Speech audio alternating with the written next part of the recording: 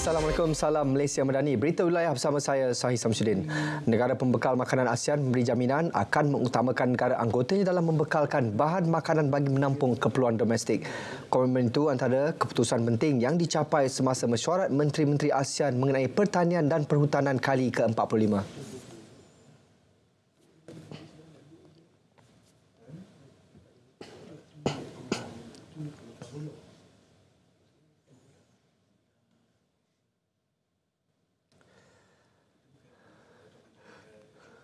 Kita kalau dengan Thailand itu beras dan ayam yang selalunya kita secara cepat kita boleh dapat daripada mereka kerana ia yang paling dekat. Lagi ada keupayaan mereka akan tetap menjual beras mereka kepada Malaysia. Vietnam pun sama juga, iaitu mereka juga akan mengutamakan ASEAN terlebih dahulu.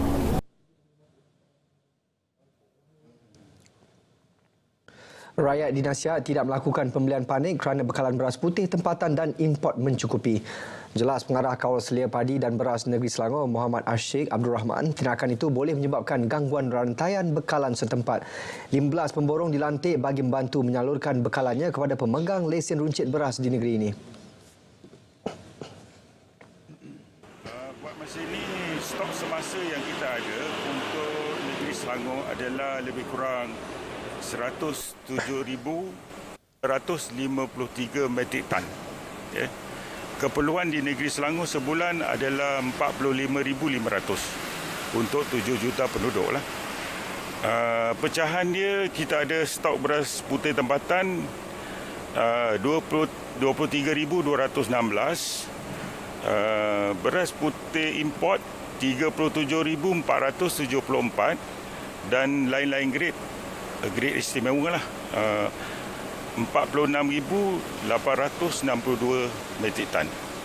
Jadi untuk kapasiti yang stok beras yang ada, kita jangka boleh menampung untuk 3 bulan lah.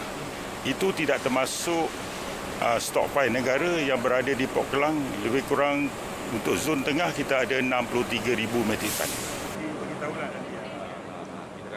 Melaka menerima lagi 80 tan beras putih tempatan yang akan diedar bagi menampung keperluan rakyat negeri itu. Yang menjadikan keseluruhan sejumlah 300 tan makanan ruji itu telah diterima.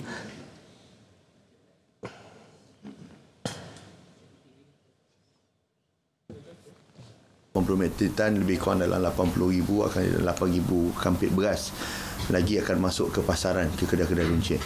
Jadi kedai-kedai runcit ni seperti biasa yang saya dimaklumkan adalah bermula daripada hari Sabtu ni, kedai runcit dia akan dihantar ke family store, semua family store dan negeri Melaka. So 8,000 ni akan bagi pada family store tu. Sebab ni adalah daripada satu pemborong kita, iaitu Imam 55 tu dah masuk, dan saya pun memang tengah dalam usaha untuk kita ambil balik. Sebab hari tadi kita mohon ada 500 metrik tan. Alhamdulillah daripada 500 metrik tan hari ini, sehingga hari ini kita dah ada lebih kurang dah dapat lebih kurang dalam 300 metrik tan untuk negeri Melaka. Farma Perlis pula telah mengedarkan 67 tan beras putih tempatan ke 25 outletnya seperti Agro Bazar Kedai Rakyat, Agro Bazar Rakyat serta menerusi jualan Agro Madani.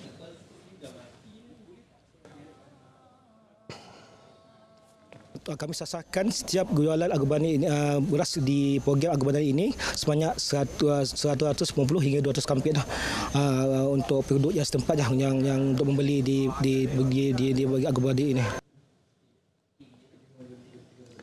Esok, Akta Insolvensi dalam Kurungan Pindaan 2023 akan dikuatkuasakan seiring dasar peluang kedua bagi memperkasa pentadbiran kebangkrapan. Jelas Menteri di Jabatan Perdana Menteri Datuk Seri Azalina Othman Said yang menyasarkan pelepasan sehingga 130,000 orang bankrupt dalam tempoh setahun selepas akta itu berkuat kuasa. Jumlah itu merupakan separuh daripada jumlah kes yang sedang ditadbir Jabatan Insolvensi. Penguatkuasaan Akta A1695 mencerminkan komitmen kerajaan memastikan tiada golongan rakyat tercicir daripada arus pembangunan negara. Ia juga membuktikan keprihatinan kerajaan memberi peluang kedua kepada bankrupt bagi meneruskan kehidupan lebih baik, seterusnya kembali menyumbang kepada pembangunan ekonomi negara. Reformasi menyeluruh dan berstruktur kepada sistem kesihatan negara perlu bagi memastikan kesihatan rakyat tetap terpelihara. Pandemik COVID-19 telah menguji kapasiti dan daya tahan serta jelas menampakkan jurang dan tekangan dalam sistem kesihatan negara. Pada masa yang sama, negara juga turut mengalami beban penyakit berganda. Peningkatan kadar penyakit tidak berjangkit, penyakit yang berjangkit juga, kemunculan semula penyakit lama dan kemunculan penyakit baru seperti COVID-19 membebankan lagi sistem penyampaian kesihatan negara. Sementara itu, bagi memantapkan kesiapsiagaan menghadapi penyakit X yang masih belum diketahui, pelan pandemik komprehensif diperlukan. Ketua Pengarah Kesihatan, Datuk Dr. Muhammad Razi Abu Hassan memaklumkan perluasan kempen vaksinasi dan penyediaan peruntukan khas pandemik adalah penting seperti disaran WHO. Ciri-ciri penyakit X serta waktu berlakunya penyakit itu masih belum diketahui. Namun pakar kesihatan kini menyuarakan kebimbangan impaknya. Orang ramai dinasihat mengikuti garis panduan kesihatan serta mendapatkan maklumat terkini mengenai perkembangan penyakit ini. Hari ke-6 Minggu Amanah Saham Malaysia MSAM, pelbagai bentuk pelaburan terus diperkenal termasuk pelaburan kecil-kecilan. Dari Setia Fontaine, Hani Ismail perincikan perkembangan mengenainya. Baik, terima kasih. Jika sebut mengenai pelaburan, pastinya kita sentiasa bayangkan bila dah kaya baru nak melabur. Tetapi tahukah anda dengan RAIS anda boleh melabur menggunakan duit baki secara automatik. Sikit-sikit, lama-lama jadi bukit. Jadi untuk mengetahui lebih lanjut, kita bersama-sama tetamu saya, Ketua Eksekutif RAIS, Encik Aidi Izhar Muhammad Khalil. Assalamualaikum, apa khabar? Assalamualaikum warahmatullahi wabarakatuh. Alhamdulillah. Baik, jadi Cik Aidi, kita nak mintalah untuk kongsikan mengenai peranan serta matlamat RAIS dalam mendidik orang ramai mengenai pelaburan kecil-kecilan ini. Baiklah, saya terangkan dulu apa itu RAIS. Sebab RAIS baru, masih lagi ramai belum pernah dengar kan. RAIS ialah sebuah app, aplikasi untuk membantu orang ramai seperti anda untuk menyimpan dan melabur hanya menggunakan duit baki harian secara automatik. Mudah, ya. Saya kasih contoh. Anda beli barang dekat supermarket RM50 10 sen. Apa yang kami akan buat? Kami akan bundakan ke RM51. Jadi 90 sen duit baki tersedia tu akan masuk ke dalam akaun RAIS anda, ya. Secara amnya apa yang anda perlu buat, download je app tu, start linkkan anda punya kad debit, kad kredit ke dalam akaun RAIS. Lepas tu set and forget. Spend je macam biasa, kami akan buat semuanya secara automatik. So di RAIS, jangan takut, RAIS bukan scam. RAIS dilesenkan oleh Suruhanjaya Security Malaysia pada Julai 2020. RAIS juga adalah sebuah syarikat usaha sama antara PNB dan juga RAIS Invest Australia. Jadi saya confirm RAIS bukan scam. Yang penting bukan scam. Yang penting anda kena membuat pelaburan, lupakan. Nanti bila dah cukup masa, anda tahu tiba-tiba ada duit. Begitulah. Dan pastinya untuk MSAM 2023 ini, apakah bentuk penambahbaikan pelaburan oleh RAIS semenjak dilancarkan pada Julai 2020 lalu? Okey. So sejak 3 tahun beroperasi penuh, kami dah melancarkan banyak fungsi-fungsi. Salah satu pelaburan duit baki tu salah satu je fungsi dalam RAIS. Selain daripada itu, pengguna juga boleh buat pelaburan sekaligus. Contohnya RM5 bila-bila dia nak buat. Ataupun pengguna juga boleh set pelaburan berkala, macam seharian atau mingguan atau bulanan. Amount tu terpulang mengikut kemampuan masing-masing. Pengguna boleh set dalam hanya menggunakan 2 klik. Cancel pun boleh cancel 2 klik saja, tak ada masalah. Tiba-tiba rasa tak mampu kan, cancelkan je boleh. So, dah ada 3 fungsi di situ. Salah satu fungsi terbaru yang kami perkenalkan tahun ini ialah fungsi RAIS Rewards ataupun kita panggil pelaburan menggunakan pulangan tunai. Bukan menggunakan duit anda tapi menggunakan pulangan tunai. Ya? Saya kasih contoh. Anda beli barang dekat Shopee ataupun beli book hotel dekat Agoda, lengkapkan pembelian anda. Lepas tu anda akan dapat percentage beberapa peratusan yang akan masuk semula ke dalam akaun RAIS anda dalam bentuk pulangan tunai ataupun cashback. Ya. So itu salah satu daripada fungsi RACE. Setakat ni kami bekerjasama dengan lebih 100 rakan jenama. Macam-macam ada lah dalam tu ya. Itu antara salah satu yang best juga, bayar zakat pun dapat pulangan tunai. Bayar zakat. Terima kasih banyak Cik Adi. Berikan tadi saudara perkongsian sempena Minggu Saham Amanah Malaysia dari Pulau Pinang kembali ke Angkasa Puri. Terima kasih. Berita wilayah kita teruskan dengan laporan cuaca semasa seluruh negara bersama pegawai Met Malaysia Nur Farha Abdul Halim. Assalamualaikum dan selamat petang kepada semua penonton bersama Met Malaysia untuk kita ikuti laporan cuaca pada petang ini pula. Melalui paparan imej satelit semasa menunjukkan letupan awan ataupun kelompok awan aktif yang diserap setakat ini di rantau negara lebih meliputi bahagian pantai timur semenanjung Malaysia termasuklah di utara dan juga di sekitar negeri-negeri pantai barat semenanjung Malaysia. Tidak terkecuali juga di bahagian pantai barat dan juga pedalaman negeri Sabah. Ini mengakibatkan kelembapan yang tinggi dan seterusnya boleh menyebabkan hujan dan ribut petir yang berlaku di beberapa kawasan berkenaan.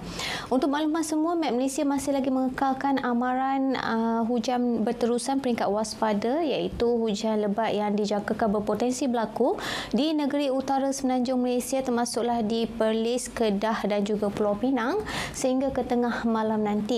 Keadaan hujan yang berterusan berlaku ini boleh mencapai intensiti hujan yang melebihi 20 ke 60 mm dalam masa sejam.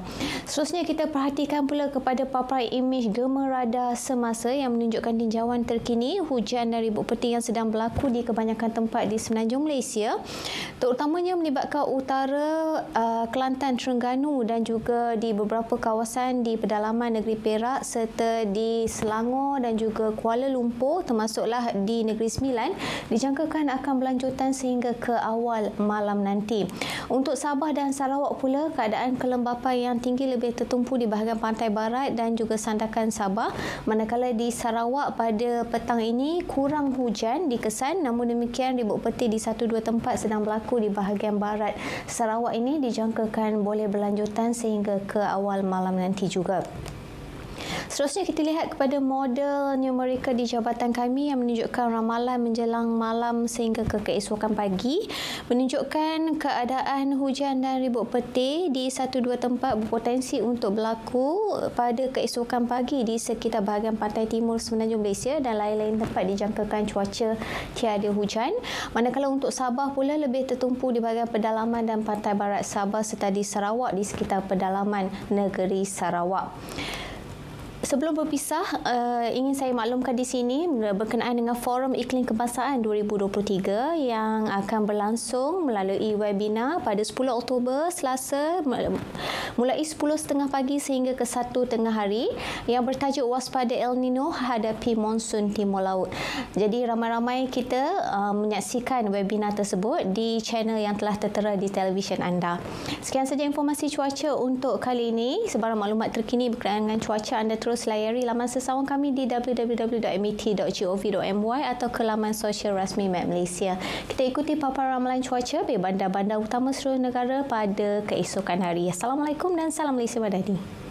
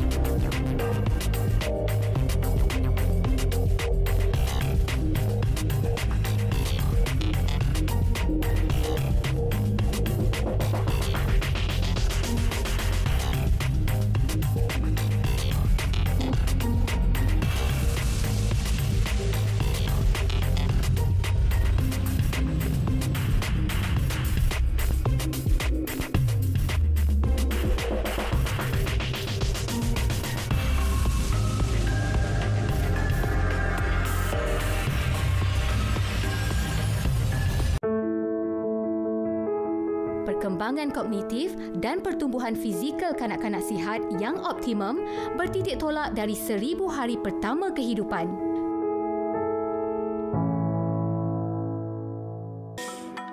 Betul ke ni? Awak yakin ke? Bila awak dengar semua ni? RTM menerbitkan satu segmen khas tajuk Biar Betul. Ini baru betul. Santis Villa, semak kesahihan. Saksikan segmen Biar Betul dalam Carta 744 setiap hari.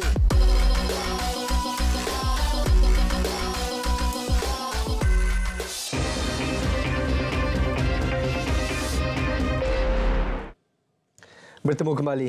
Berita wilayah diteruskan dengan perkembangan dari Selangor. Selamat siang. Menjelang monsun timur laut, apakah langkah intensif dilakukan di Selangor?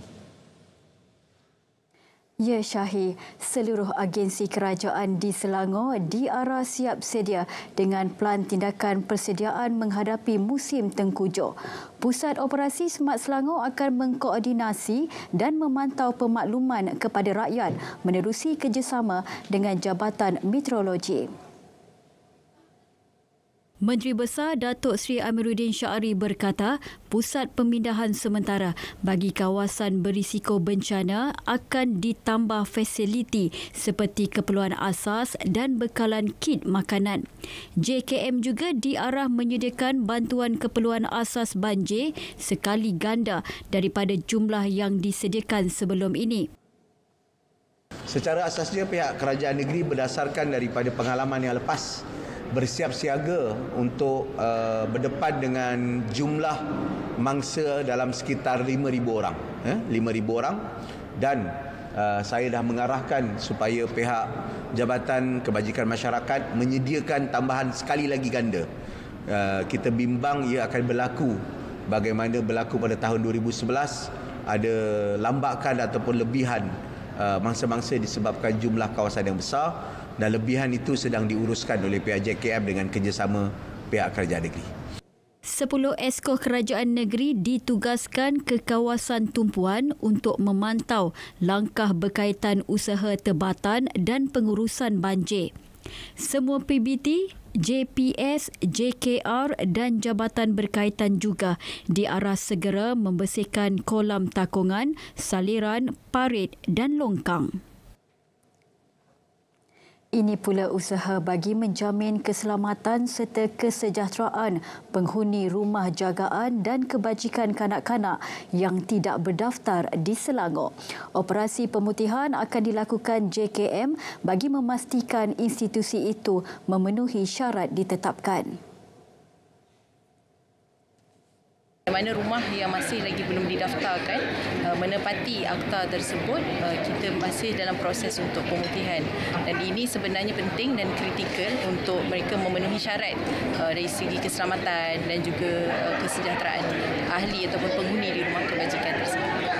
Beliau ditemui pada program Sinergi Prihatin dan penyertaan teramai demonstrasi pertolongan cemas di rumah kebajikan yang dicatat dalam Malaysia Book of Records. Aktiviti lasak dan mencabar menjadi perkhidmatan pemulihan baharu yang diperkenal Agensi Anti Dadah Kebangsaan AADK untuk rawatan pemulihan penagihan dadah. Fokus utama bagi membangkitkan semula keyakinan diri, kemahiran komunikasi, kemahiran menyelesaikan masalah dan mempromosi gaya hidup sihat. Pendekatan sama telah diperkenal di kebanyakan negara. Hard skill tu macam contohnya dia klien boleh jadi seorang instruktor yang lebih yakin dengan diri dia sendiri. Iman dengan orang awam pun dia berani untuk bercakap dan sebagainya. Antara inilah itu hard skill, kemahiran asas yang kita akan bagi, contoh menyelia ATV kan, menyelenggara ATV, menyelia pengunjung. ATV ni juga dia banyak memberi pembelajaran dengan skill. Kami kat luar mungkin kami tak sempat lah main TV ni. Tapi dalam ni dengan kebijaksanaan pengarah kami dia atok program macam ni. Jadi kami kerukuannya kami dapat merasa macam mana cara bawa ATV, macam mana kami nak elak halangan, macam mana kami nak baiki ATV. Buat julung kali kejohanan Piala Raja Muda Selangor terbuka kepada semua sekolah rendah di Selangor pada musim depan. Berbanding sebelum ini, hanya 2 daerah saja terlibat, iaitu Pendidikan Petaling Perdana dan Petaling Utama. Saya mengharapkan agar sekolah-sekolah akan buat persediaan sebab tahun depan kita akan buat seluruh di Selangor. So bilangan sekolah lebih banyak. Kita ada 10 daerah pendidikan. Dalam Selangor daerah pentadbiran ada 9 tetapi daerah pendidikan ada 10 ya. Jadi tahun depan 10 daerah pendidikan akan terlibat berbanding dengan selama ini hanya 2 daerah saja. Ini bermakna pertandingan lebih hebat tahun depan. Beliau menyatakannya selepas perlawanan akhir melibatkan Sekolah Kebangsaan SK Seksyen 20 Shah Alam yang menewaskan SK Taman Alam Megah 2-0. Sekian langsung dari Selangor, kembali bersama Sahih. Terima kasih Samsia. Langkah meluaskan lagi pemasaran perkhidmatan penulisan wasiat dan rujukan kes pentadbiran harta pusaka. Kerjasama strategik itu dilakukan menerusi My Angkasa Amanah Berhad MAAB dengan Bank Islam Malaysia Berhad BIMB. Presiden Angkasa Datuk Seri Dr. Abdul Fattah Abdullah berkata MAAB bertindak sebagai penyedia perkhidmatan pewarisan harta, manakala BIMB sebagai perantara untuk menjual produk MAAB khususnya wasiat asas dan rujukan pusaka kepada pelanggan BIMB yang sedia ada dan baharu.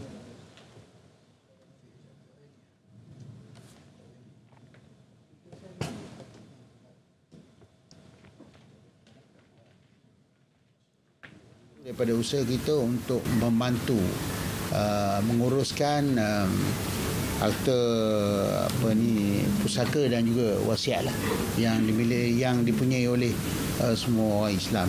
Kita tahu di negara kita masalah pengurusan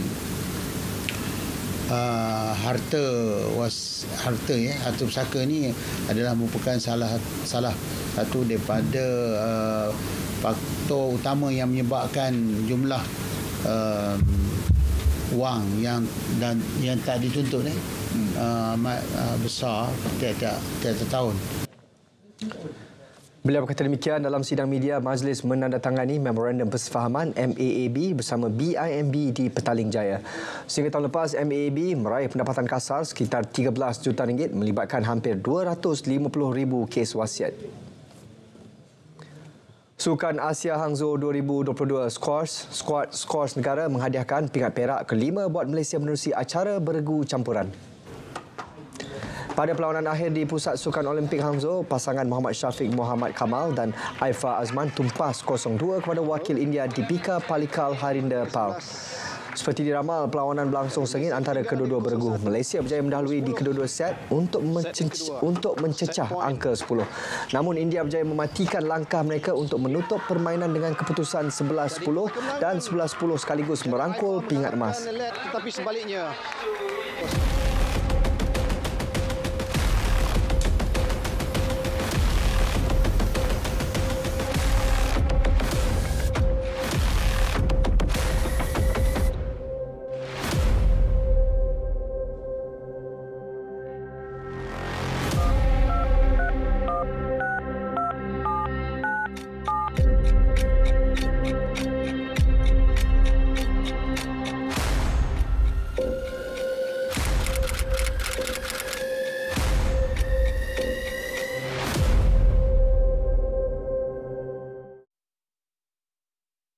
tiada jalan mudah untuk berjaya dan tiada jalan mudah untuk bahagia. Jadi buang tabiat tidak baik untuk berjaya dan bahagia. Buang perangai kita yang ingin mengambil hati orang. Buang gaya hidup buruk yang tak sihat.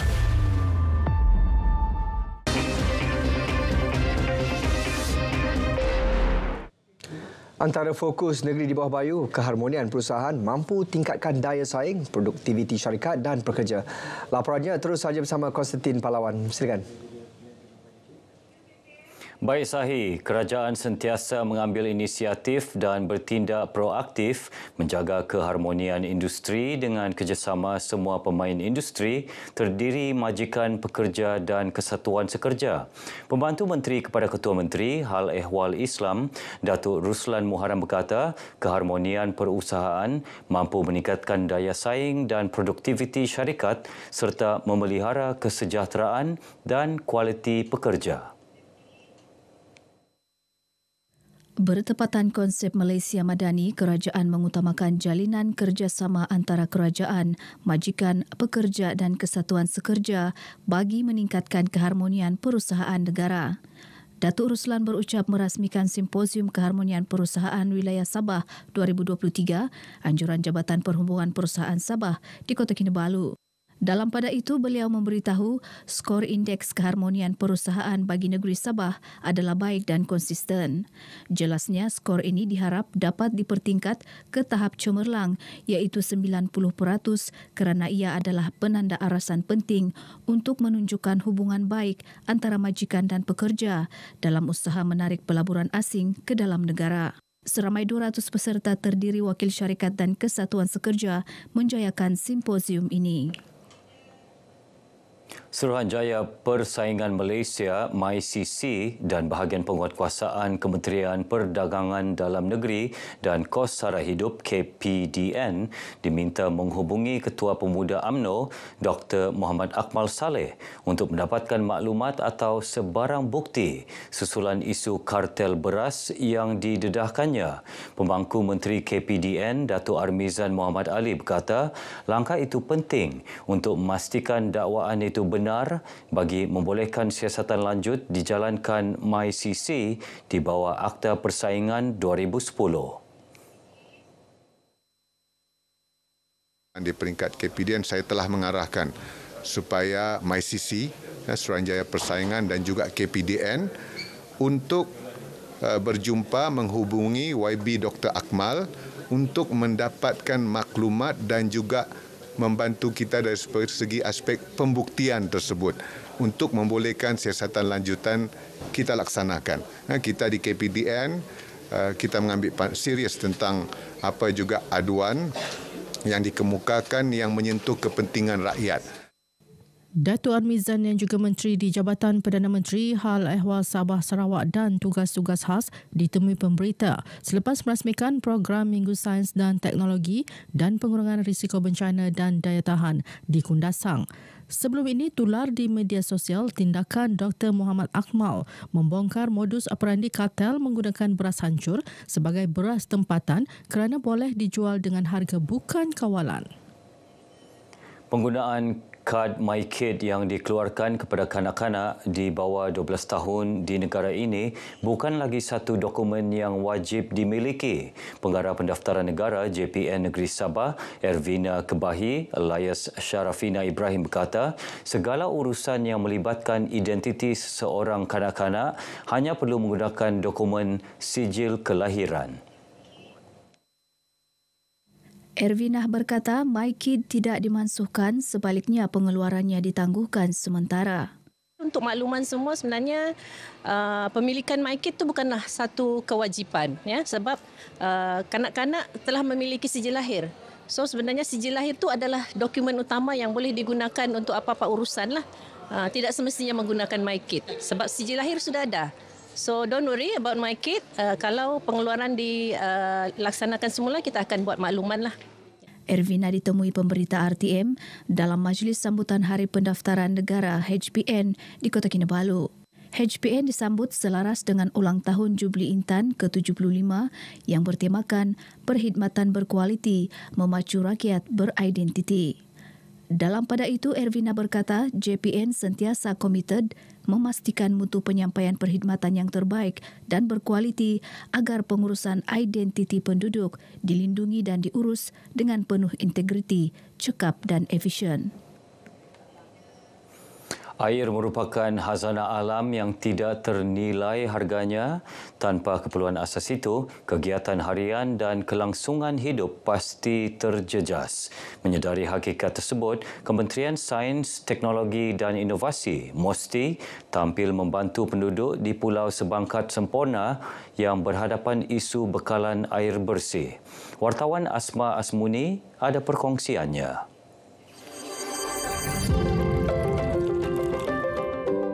Program Hybrid Power System and Desalination di Pulau Sebangkat ini dimulakan sejak tahun 2019 melalui kerjasama pintar MOSTI dengan Institut Piawaian dan Penyidikan Perindustrian Malaysia SIRIM.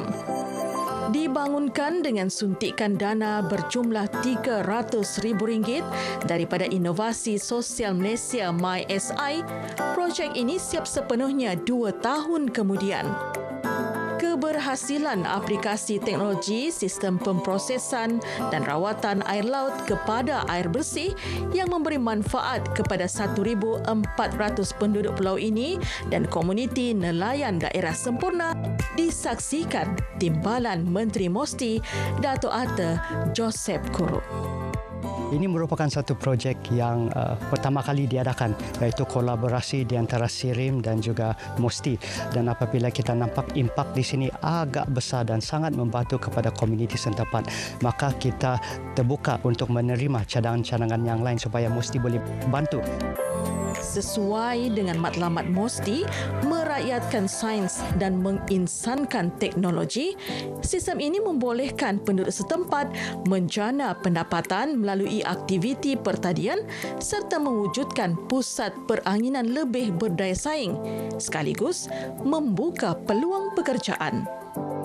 Sepanjang kita buat projek ni, kita dah tengok macam mana keadaan tanpa air bersih kan. Macam sebelum ni penduduk kampung terbeban dengan kos air yang tinggi. Lepas tu masa berulang-alik mengambil air. Sistem teknologi penyahgaraman ini berasaskan sumber tenaga diperbaharui bercirikan stand alone. Ia mampu menghasilkan 5,000 liter air bersih sehari.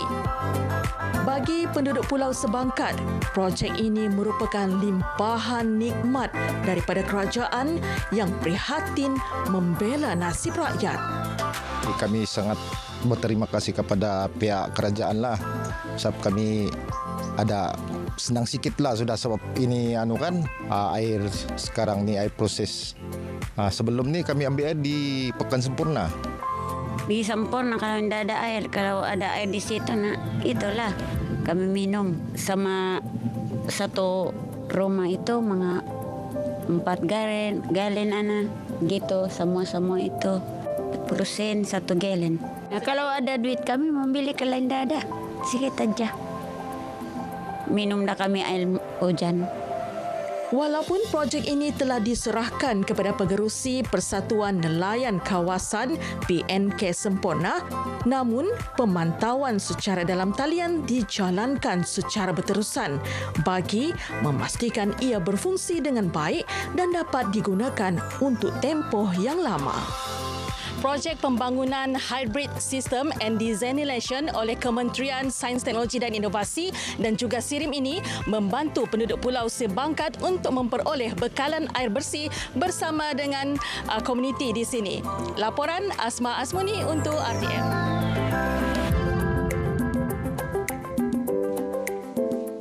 Baik, paparan tadi mengakhiri perkembangan dari Sabah bersama saya Konstantin Palawan dan seterusnya kembali bersama Sahi di Angkasa Puri. Silakan. Baik Konstantin, terima kasih.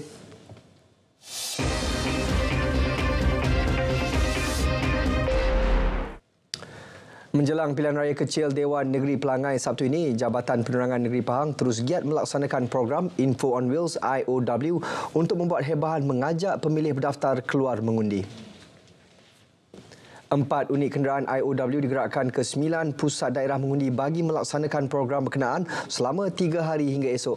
Hebahan memaklumkan keperluan menyemak pusat mengundi dan membawa dokumen penting bersama ketika pendaftaran.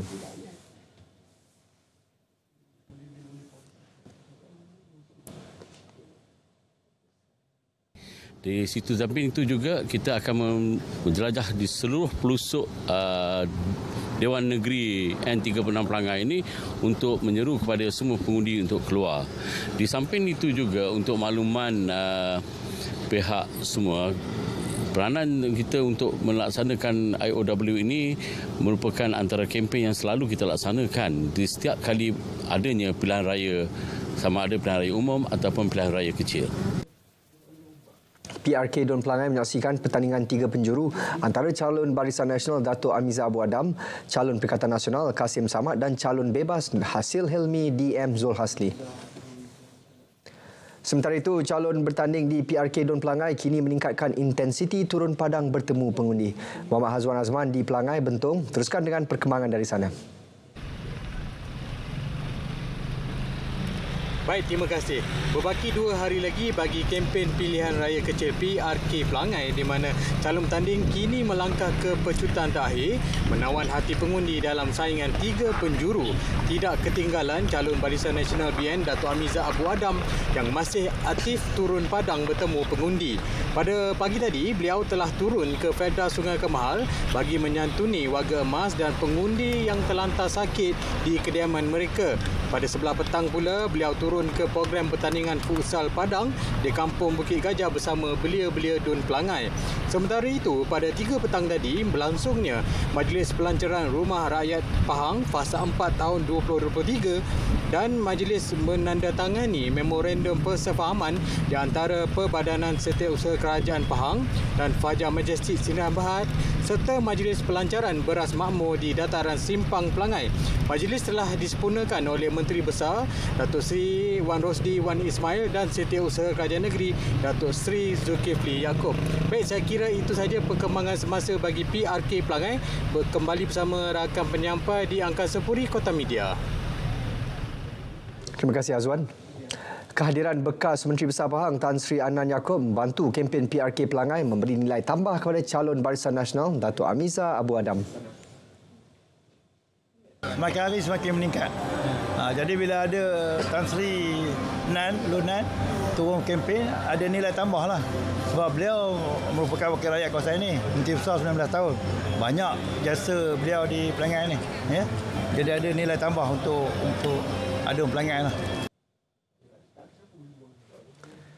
Kesemua 9 kelompok minyak sawit mampan di Pahang telah mendapat pensijilan minyak sawit mampan Malaysia MSPO yang membabitkan sejumlah 11,000 pekebun kecil dengan keluasan 36,000 hektar di negeri itu. Ketua Pengarah Lembaga Minyak Sawit Malaysia MPOB, Datuk Dr. Ahmad Parvez Gulam Kadir berkata, pelaksanaan pensijilan MSPO dapat meningkatkan daya saing sawit negara selari amalan pertanian baik yang diterima di peringkat antarabangsa. Teks ucapannya dibaca Timbalan Ketua Pengarah Perkhidmatan MPOB Dr. Ramli Muslim pada program pemantapan MSPO Pekebun Kecil Negeri Pahang berlangsung di Kampung Simpang Pelangai, Bentong. Sementara itu, pelbagai insentif lain bimbingan oleh pihak MPOB telah membantu memudah cara urusan pensijilan MSPO Pekebun Kecil di sekitar Pahang.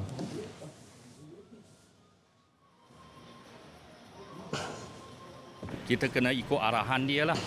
Jadi MSPO punya, misalnya kalau kita cakap yang pekebun tu kan, kita tak boleh cakap sembarang racun, perakuat tu. Kita cuma kena fikir ikutlah. Tapi kita pun kena ikut MBOP punya. Sebab kita sawit banyak kan. Jadi kita kata ikut kan, nanti pasaran semua tak ada harga, habis tu. Jadi kita yang jadi mangsa tu. Pekebun kecil yang jadi mangsa lah. Program MSPO yang dilaksanakan oleh kerajaan sangat membantu khususnya kepada kami pekebun-kebun kecil ini dari segi pengetahuan tentang penjagaan alam sekitar, penjagaan penggunaan buruh, tidak boleh menggunakan buruh paksa dan juga amalan pertanian yang baik lah. MPOB yang membagi tahulah. So kita guna alat-alat yang masa racun tu kita guna alat-alat yang lengkapan lah untuk tu. So kalau kita guna buruh asing, kita yang syah lah, jangan yang tak syah. Bola sepak Piala AFC, Terengganu FC, TFC terpaksa berpuas hati berkongsi satu mata dengan kelab dari Indonesia, Bali United FC, selepas terikat 1-1 dalam aksi kedua kumpulan G di Stadium Kapten 1 Wayan Dipta malam tadi. Pada babak pertama, kedua-dua pasukan tampak agresif melancarkan serangan bertali arus namun tiada jaringan gol. Di separuh masa kedua, Bali United memecah kebuntuan gol menerusi jaringan privat Membaga pada minit ke-54 sekaligus memberikan kegembiraan seketika buat pasukan itu.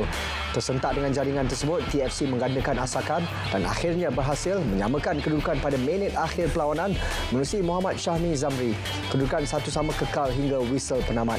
TFC menghuni kedudukan kedua kumpulan G berkongsi 4 mata dengan pendahulu Bali United yang hanya dipisahkan dengan perbezaan jaringan. Manakala dua lagi pasukan lain, Central Coast Mariners dan Stallion Laguna masing-masing di tangga ketiga dan keempat.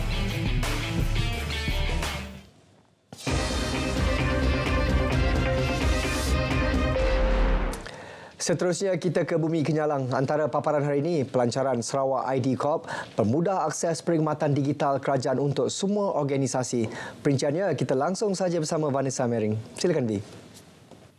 Ya, terima kasih Zahi. Kerajaan Sarawak melalui Unit Digitalisasi Perkhidmatan Awam UDPA telah melancarkan Sarawak ID Corp sebagai platform mewujudkan identiti digital untuk perniagaan, pertubuhan bukan kerajaan NGO dan persatuan di negeri ini. Pelancarannya telah disempurnakan oleh Premier Sarawak, Dato' Patinggi Tan Sri Abang Johari Tun Openg di BCCK semalam.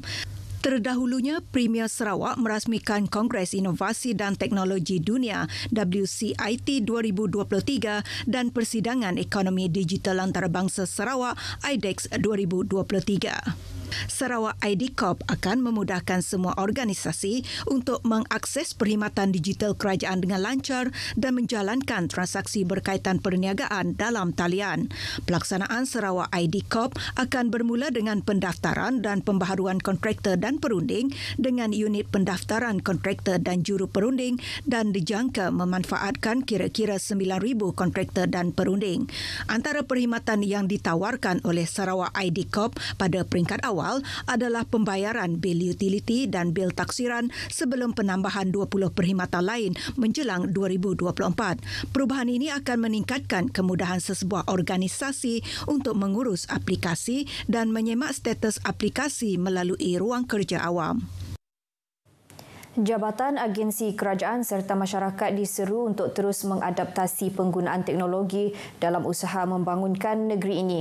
Menteri Utiliti dan Telekomunikasi Datuk Julaihi Narawi menyifatkan teknologi masa kini adalah dinamik dan ia adalah penting untuk setiap masyarakat bergerak seiring dengan perkembangan dan kepesatan teknologi semasa. Dan kita perlu keep pace lah dengan apa yang berlaku di seluruh dunia. Jadi ini adalah salah satu daripada cara untuk kita keep pace lah. Selari. Orang berikut laju, kita mesti berikut laju juga.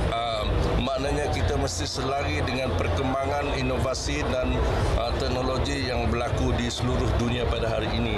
Dan saya percaya ianya boleh memberi impak yang besar kepada Sarawak.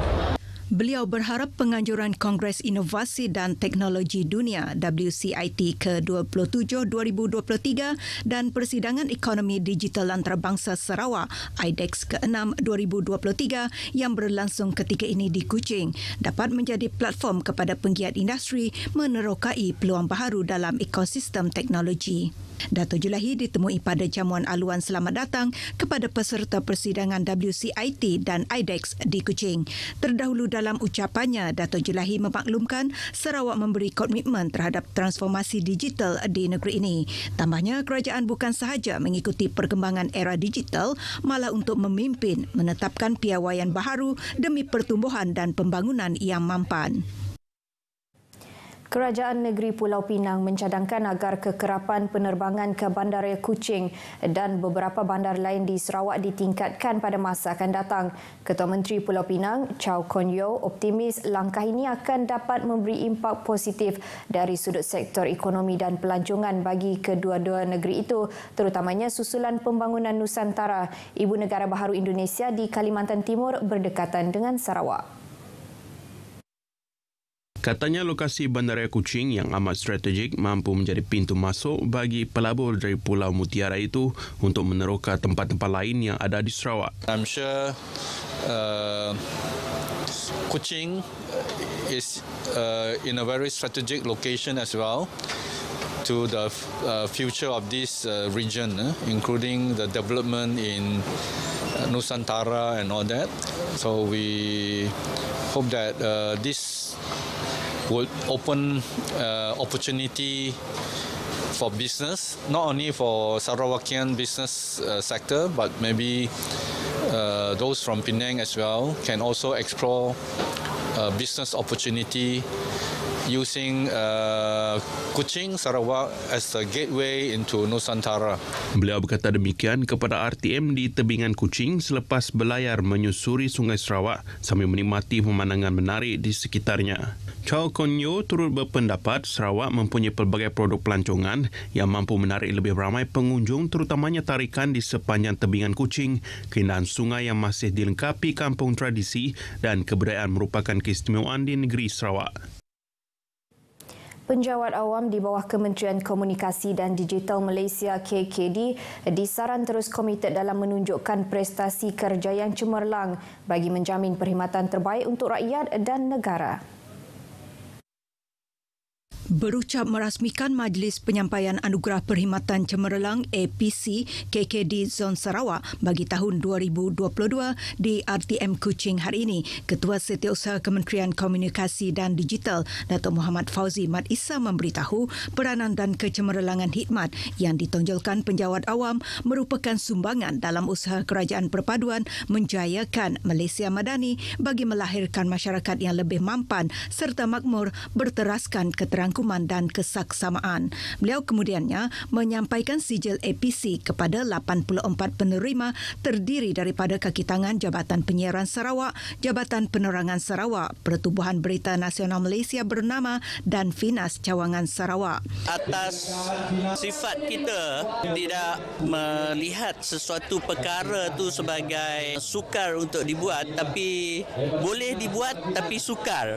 So ini mungkin jadi intipati bagi kita untuk mencapai kecemerlangan dalam kerja kita. Sebenarnya usaha keras kita itu sebenarnya kejayaan kita. Setiap hari kita kena cipta kejayaan sebab sesungguhnya kejayaan yang kita cipta itu walaupun orang tak nampak, akhirnya nanti akan nampak juga. Untuk kali kedua lah kami dapat APC, yang pertama pada tahun 2008. Okey, kali itu dapat lagi, alhamdulillah nang happy lah sebab kita dihargai sepanjang kita bekerja di jabatan, mana-mana jabatan lah. Turut hadir Setiausaha Bahagian Kanan Pengurusan KKD Mazlan Abdul Muttalib, Ketua Pengarah Penyiaran Malaysia Datuk Suhaimi Sulaiman, Timbalan Ketua Pengarah Japan Malaysia Julina Johan dan Ketua Pegawai Eksekutif bernama Roslan Arifin. Sementara itu, Datuk Muhammad Fauzi semasa temu bual bersama Sarawak FM mahu RTM bernama dan Jabatan Penerangan bekerjasama dan bertindak pantas dalam menangkis penyebaran berita palsu. 3 agensi terbabit tidak boleh bertindak secara silo dan mengamalkan sikap saling menunggu antara satu-satu agensi dalam usaha berkenaan. Katanya ini penting bagi memastikan penyebaran maklumat yang tidak tepat khususnya di media sosial dapat ditangkis dengan segera. Kecenderungan netizen atau kecenderungan mereka yang melayari internet akan mudah percaya, dan bila kita mengeluarkan kenyataan untuk menyangkal dakwaan tersebut, kenyataan itu sebenarnya memang tak diendahkan bila kita tidak bertindak dengan segeralah. Sebab sebenarnya apa yang kita perlukan adalah kecepatan segi tindakan kita lah. Beliau dalam pada itu meminta warga KKD untuk menjadikan moto cekap, cepat dan tepat dalam melaksanakan tugas mereka. Ia ke arah memastikan perkhidmatan yang lebih cemerlang kepada masyarakat dan pelanggan. Baik, perkongsian itu tadi mengakhiri berita dari Sarawak. Salam Malaysia Madani dan kita kembali bersama Sahi untuk berita seterusnya. Silakan. Terima kasih, Vi.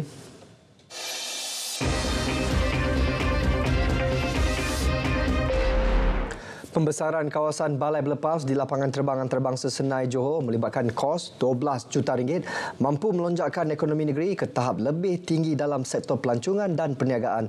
Kapasiti penumpang di lapangan terbang itu kini meningkat daripada 4 juta kepada 5 juta penumpang setahun. Menteri Besar Dato' Onn Hafiz Ghazi berkata pembesaran melibatkan keluasan 1,690 meter persegi, 5 pintu berlepas, tempat duduk tambahan dan fasiliti lain. Selain itu, capaian internet di lapangan terbang yang diuruskan Senai Airport Terminal Services itu akan dinaik taraf pada 5G. Increase from 4 million passengers to 5 million passengers, with this extension. Dan saya yakin ini akan berlaku dalam masa terdekat. Kerana Yang Amat Berhormat Perdana Menteri dah umumkan bahawa Johor, khususnya di kawasan Iskandar Puteri, akan adanya the Special Financial Zone. Profesor Madya Dr. Fauzi Naim Badarudin, 58 tahun, dilantik Mufti Kerajaan Negeri Sembilan yang baru berkuat kuasa 1 Oktober. Pelantikan beliau sebagai Mufti Negeri Sembilan yang kelima telah diperkenan oleh Yang di-Pertuan Besar Negeri Sembilan. Beliau menggantikan Datuk Muhammad Yusof Ahmad yang telah berkhidmat selama 13 tahun. Profesor Madya Dr. Fauzi Naim merupakan anak jati Negeri Sembilan yang berkhidmat sebagai ahli Majlis Agama Islam Negeri Sembilan dan anggota Jilsah Al-Turuq Al-Sufiyah Jabatan Mufti Kerajaan Negeri.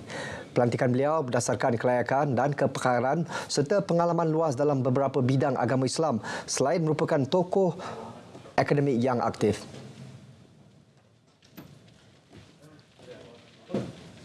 Menjadi pemudah cara dalam meringankan beban rakyat, Jelajah Ehsan Rahmah JER menjadi medium untuk menangani isu kenaikan harga barang.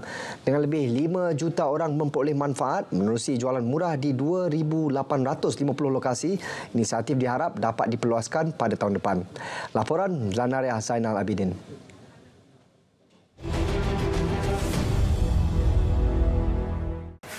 Tidak dapat disangkal, inisiatif peduli rakyat yang dilaksanakan di Selangor menerusi JER memberi impak positif dalam membantu mengurangkan kos sara hidup rakyat bagi mendapatkan keperluan asas dengan lebih murah 30% daripada pasaran. Memang suka sangat-sangatlah sebab barang dia murah, berbaloi semualah. Harga pun okeylah, standard dah, harga murah semualah. Begitu. Memang membantulah yang mana-mana yang susah-susah tu memanglah membantu. Ini caranya baguslah ni untuk orang-orang kita depan semua. Ini masyarakat pun baik juga, sekarang ke calon-calon pun kita baik juga. So kita dapat barang-barang harganya murah-murah.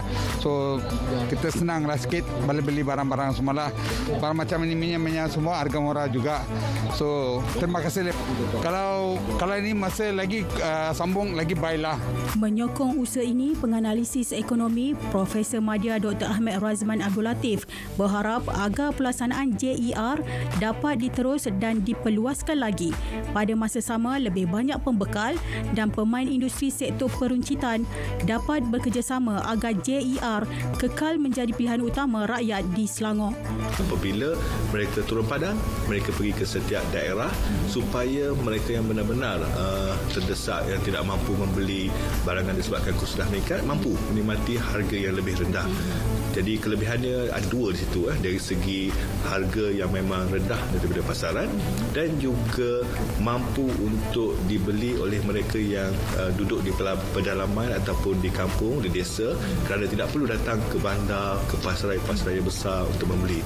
Dan kita lihat ianya hanya boleh berlaku jualan sedemikian rupa ini yang mampu memberi manfaat hanya dengan hasil kerjasama antara kerajaan negeri, dalam kes ini Kerajaan Negeri Selangor yang sanggup memberikan subsidi kepada barangan makanan yang ditawarkan oleh peniaga. Dan ini harapan beliau untuk Belanjawan 2024.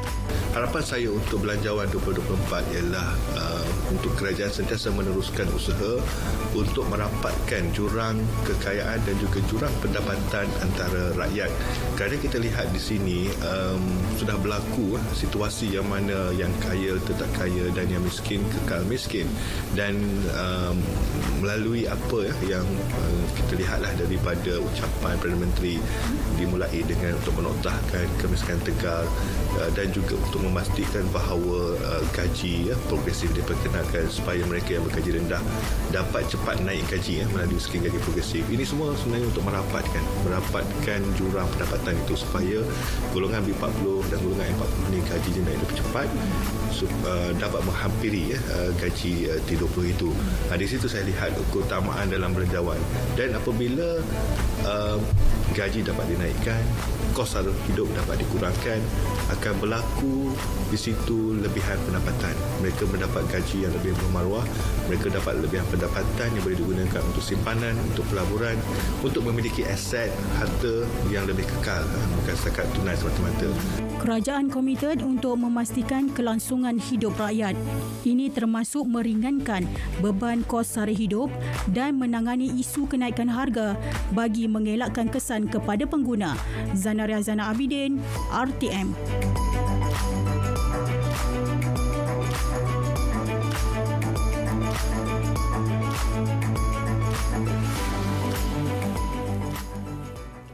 Kaya dengan hasil pertanian, daerah Tenom Sabah antara lokasi tumpuan bagi sektor agro pelancongan.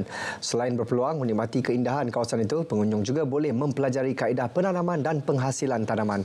Wartawan Adlia Habibullah ada laporannya. Terletak 150 km dari ibu negeri Sabah, daerah Tenom mempunyai keistimewaan tersendiri khusus dalam sektor agro pelancongan. Antara menjadi tumpuan, Taman Pertanian Sabah yang menempatkan lebih 2,000 jenis tumbuhan termasuk spesies orkid. Taman memiliki 350 jenis orkid tanah rendah yang kita mula kumpul sejak tahun 80-an. Koleksi-koleksi orkid ni kita dapat daripada hutan ataupun exchange dengan organisasi lain yang kita cuba jaga di sini. Daripada 350 jenis orkid ni adalah antara orkid-orkid yang sangat jarang dijumpai dan mungkin kita tidak akan jumpai di habitat asal. Contoh dia orkid sumazau, orkid telinga gajah yang sekarang ni sangat sukar dijumpai di dalam hutan. Kita ada dan jaga di sini untuk dipelihara dan dipelihara untuk khazanah akan datang. Taman berkeluasan 500 ekar ini turut dimeriahkan dengan penganjuran Festival Agro Pelancongan. Festival biasa setiap tahun kita cuba anggar daripada Julai hingga September. Itu setahunan, pesta tahunan. Tahun depan kita akan cuba laksanakan pesta bunga. Kita cuba buat feature landscape yang lebih menarik, yang lebih compact, yang lebih meriah daripada hari-hari biasa. Selain daripada pelbagai gerai-gerai landscape, untuk feature tu kita juga adakan pelbagai aktiviti, contoh dia memanjat pokok, abseiling, berkuda. Kita ada pelbagai demonstrasi dan pertandingan yang boleh orang awam sertai sambil bersiar-siar di dalam kawasan taman. Daerah Tenom merupakan antara lokasi pengeluar biji kopi di Sabah dan lebih istimewa, proses memanggang biji kopi dilakukan secara tradisional iaitu menggunakan kayu api daripada batang pokok getah untuk mengekalkan aroma dan rasa asli kopi. Kelebihan geografi yang berbukit bukau menjadikan penanaman kopi lebih subur di sini sekaligus merancakkan ekonomi setempat. Adlia Habibullah, RTM.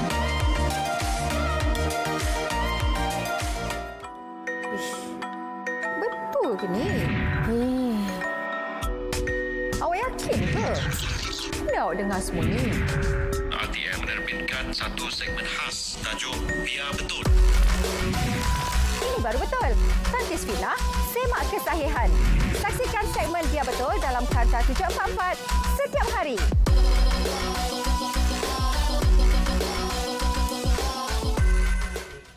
Laporan itu mengakhiri berita wilayah. Malaysia Madani, tekad perpaduan penuhi harapan.